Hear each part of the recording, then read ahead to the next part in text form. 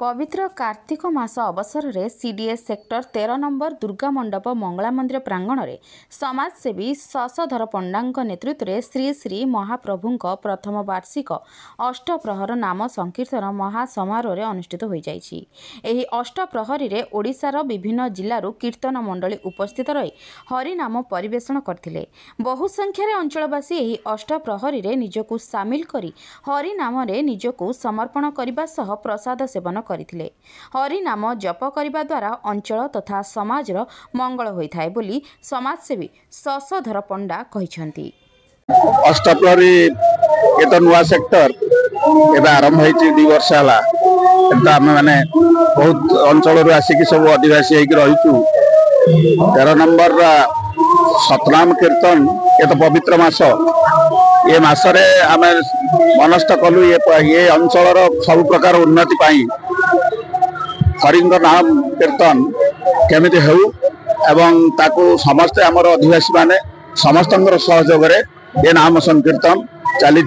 आम भी दुर्गा पूजा करुचु तापरे नाम संकीर्तन आम मैंने आयोजन करुचु जोटा कि समाज गोटे वार्ता जीव ये जो वर्तमान जो भी समय आसी तो समाज को वार्ता जीव समस्त एक सूत्र में बांधा केवल हरिनाम ही केवल मात्र विकल्प आउ कि आमर सेक्टर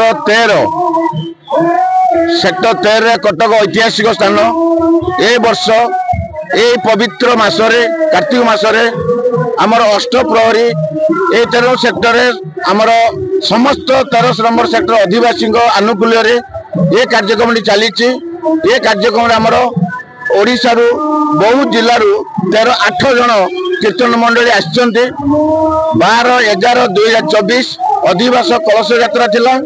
आज 13 तारीख सकाल 6 रु नाम धराई काली 14 तारीख सकाल 6 रे सरीबो तापर आम नगर कीर्तन हेबो। मोर कहबार उद्देश्य होची ये कार्यक्रम करिवार ये कार्तिक मास पवित्र मासरे ये आध्यात्मिक काम जो हरिनाम नया होची ये एरिया रो जेकोसी कर्णरे जदि हरिनाम शब्दटी तांकर कर्णपात हुए निश्चित भाव तार किछि शुभ मंगल हबो एवं परिवेश निश्चित परिवर्तन हबो। एटा आम आशा रखी कार्यक्रम करिछु। एटा प्रथम वर्ष करिछु यार को 12 वर्ष करी बोली आम आशा रखिछु। जदि समाज रे शांति धर्म प्रतिष्ठा पे विभिन्न जगह रे कीर्तन को आरंभ करके धर्म कार्यक्रम करा होछि ए विषय कोन कहिले। एटा केवल आम जदि परिवर्तन करि परिबा ए आध्यात्मिक कार्य द्वारा आम समस्त अनुरोध करूँ प्रत्येक जिले में होचे समस्त आध्यात्मिक आसतु एभली आध्यात्मिक कार्य करी किछि समाज को परिवर्तन करंतु। युव समाज ए कार्यक्रम दूरे जाउ कोन कहिबे बात दूरे जाउनी बहुत कार्यक्रम होचे युवपीढ़ी की आकृष्ट करने आमको ये कार्यक्रम कले युवपीढ़ी आकृष्ट होकर निश्चय जोग करेंगे और तांकर निश्चित इच्छा प्रकाश करेंगे ये आध्यात्मिक कार्य करी आगू को बढ़िया आम तुम सत चेष्टा करवा आगू बढ़िया एक आगू बढ़िया केवल आपण मानकर साहाय्य निया दरकार। प्रत्येक इलेक्ट्रॉनिक प्रिंट मीडिया अंधकार जो मैंने अच्छा आलोकित आने आपण मानकर मुख्य भूमिका रही। आपण मैंने जिते प्रचार प्रसार करेंगे निश्चित भाव में आगू जापर कि सन्देह ना।